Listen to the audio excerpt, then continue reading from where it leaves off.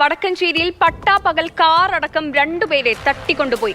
വാഹനത്തിലുണ്ടായിരുന്ന 2 പേരെയും മർദ്ദിച്ച് അവശരാക്കി തൃശൂർ പുത്തൂരിൽ ഇറക്കിവിട്ടു. തട്ടിക്കൊണ്ടുപോകുന്നതിന്റെ ദൃശ്യങ്ങളടക്കം പുറത്തു വന്നിട്ടുണ്ട്.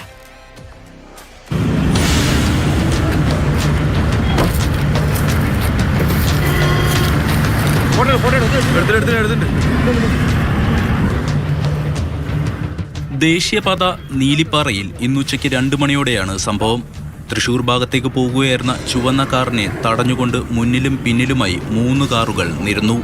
തുടർന്ന് പിന്നിൽ വന്ന കാറിൽ നിന്നിറങ്ങിയവർ കാറിലുണ്ടായിരുന്നവരെ ബലമായി പിടിച്ചിറക്കി പിറകിലെ കാറിൽ കയറ്റി. ശേഷം കാറടക്കം തട്ടിയെടുത്ത് പോകുകയായിരുന്നു.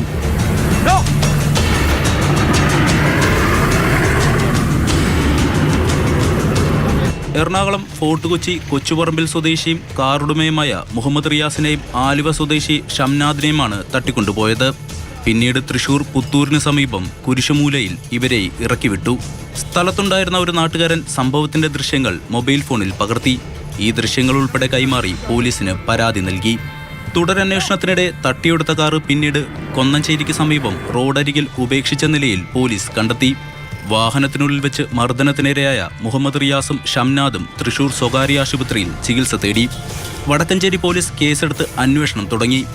ഇതിനു പിന്നിൽ കുഴൽപ്പണ സംഘങ്ങളാണെന്നാണ് പോലീസിന്റെ നിഗമനം.